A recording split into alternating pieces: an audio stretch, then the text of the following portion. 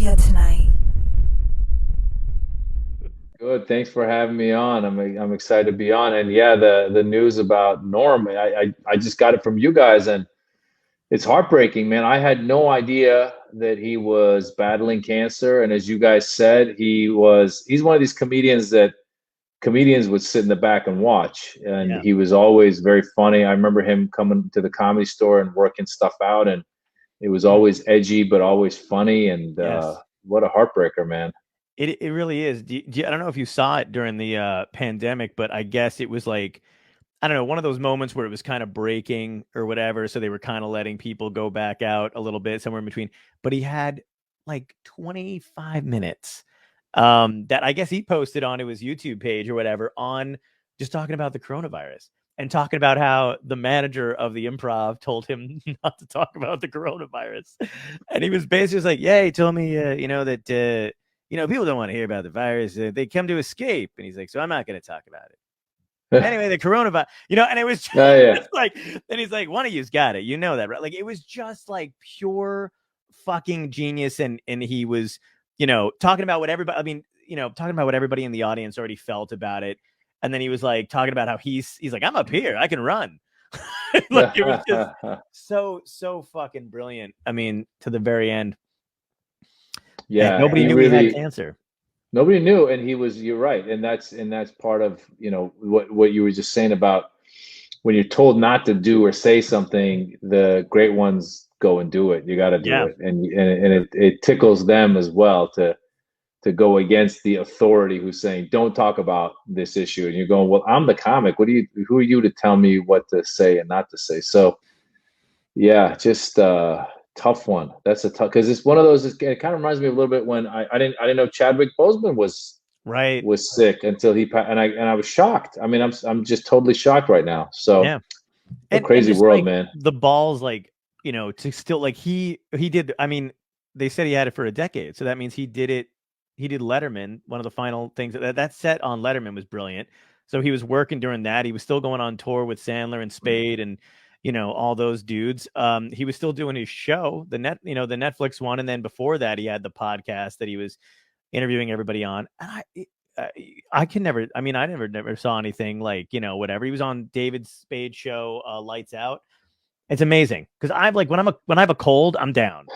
Well, Like, yeah, but listen, I mean, listen, I lost my sister to breast cancer, and I will say she lived for 7 years after she got it, and mm, I think that people like Norm, I don't know Norm personally, but I'm guessing people like Norm, my sister was another who, and most people, I think, when they get something like that, they really are looking to get back to normalcy and live their life, yeah, because you really don't know. And then doctors will tell you, oh, you have 2 years to live, 4 years to live, 5 years to live. mm, And you're thinking, who are you to tell me how long I have to live? yeah, Because I've also seen people who've gotten it and been told they have 6 months and they live another 20 years. So right, I commend him for obviously doing that. And it's just heartbreaking. I mean, and by the way, having lost loved ones, um, and seeing people like this go, it makes me less and less uh, uh, less and less religious, less and less having belief in that there's some sort of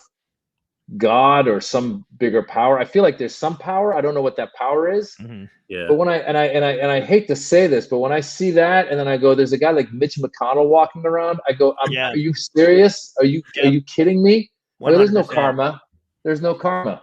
Yeah, I know, dude. I know exactly how you feel. My stepdad passed from cancer a couple of years ago. Same kind of a thing where doctor gave him like, you have this long or whatever, and I mean, the deterioration was insane. Like, I just remember, like, at one point sitting in my kitchen with him, and he'd not been doing so well, and then he was getting treatments and getting some treatments, and then he was fine. I had left for like Florida. I was thinking about staying, like I was going on the road or whatever. And he was like, no, absolutely, you need to go. Like, I'll see you when you get back or whatever. And he was sitting in the kitchen making a sandwich, standing up. Everything was fine again. And then before I got back, it was like they just said he'd gone, and I'd FaceTime with him or whatever and try to make it home. But it was insane. And then the same thing where I'm like, here's a guy who survived everything. He was in, Vietnam. He'd been a cop for 25 years.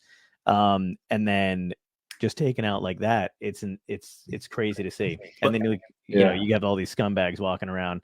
But I do feel like a lot of the people, like my uncle had a very similar situation. He had a very big, strong personality, which I feel like was similar to like Norm, Chadwick Boseman. Like they didn't want to be remembered for having cancer. They wanted to. Yeah. My uncle used to say, "Bring me flowers while I'm alive. I don't need them when I'm dead."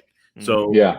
I agree with that. Like they wanted to embrace their moments, and even we feel slighted because they didn't tell us, so we didn't get to see it coming. But I Yeah. feel like we appreciated these great artists in their craft every moment without ever having it overshadow. Be like, he's a great artist with cancer. No, he's just a great artist. And Right. then, Yeah. No, I respect that. I mean, listen, to each his own. Some people choose to reveal that they have it. Some people choose not to, and there's many reasons. I mean, a guy like Chadwick Boseman, I know, probably thought, well, no film is going to take me on if they know that I could possibly, go, get sick. And I don't know what Norm's motivations were, but yeah.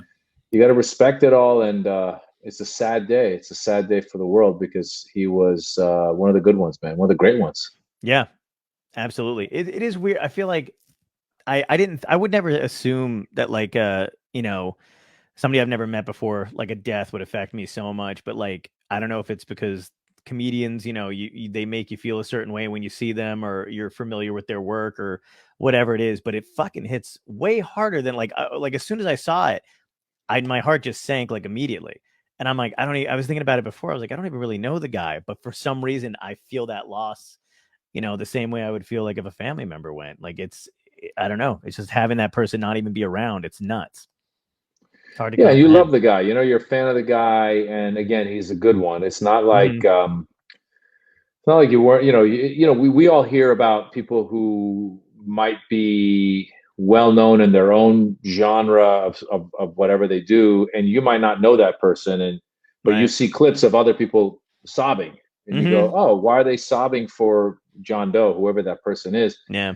Because people connect with those people, and Norm has done that with us. Norm did that with comedy fans and comedians, and so yeah, man, it's And he talked yeah. about, did you remember his special from, oh God, it was the last special he did actually, but I can't think of the name of it, but it was so fucking good. But he talks about death. I think he lost his dad recently, like during that special, but he talks about cancer, and he was basically just like, he's like, I'm no doctor. He goes, if you ask me, and he goes, and I'm no doctor.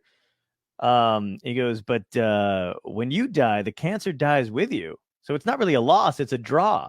And it was just a great, and I remember that. I Yeah, kept thinking about that, and I was like, that's so fucking good. But like even then, he just had a great perspective on the whole thing. damn, dude. I know. Damn. It's fucking sad, man.